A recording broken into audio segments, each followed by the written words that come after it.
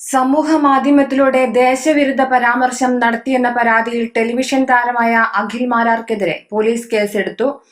ഭാരതീയ നിയമ സംഹിത 152 വകുപ്പ് അനുസരിച്ചാണ് കേസ്. രാജ്യത്തിന്റെ പരമാധികാരത്തെയും ഐക്യത്തെയും അഖണ്ഡതയെയും വ്രണപ്പെടുത്തണമെന്ന ഉദ്ദേശത്തോടെ അഖിൽ പ്രവർത്തിച്ചതായാണ് എഫ്ഐആറിൽ പറയുന്നത്. കഴിഞ്ഞ ദിവസമാണ് അഖിൽ മാരാർ പഹൽഗാം വിഷയമുയർത്തി ഫേസ്ബുക്കിൽ വീഡിയോ പങ്കുവച്ചത്. പഹൽഗാമിൽ ഭീകരാക്രമണം നടത്തിയ ഒരാളെ പോലും പിടികൂടിയില്ലെന്നും ഇന്ത്യ ബലൂചിസ്ഥാൻ ആയുധങ്ങൾ നൽകി പാകിസ്ഥാനിൽ സംഘർഷം സൃഷ്ടിച്ചെന്നുമാണ് അഖിൽ മാരാരുടെ പ്രതികരണം.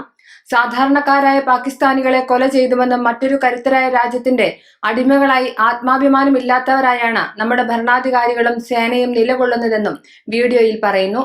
ഇതിനെതിരെ BJP കൊട്ടാരക്കര മണ്ഡലം പ്രസിഡന്റ് അനീഷ് കിഴക്കേക്കരയാണ് പോലീസിൽ പരാതി നൽകിയത്.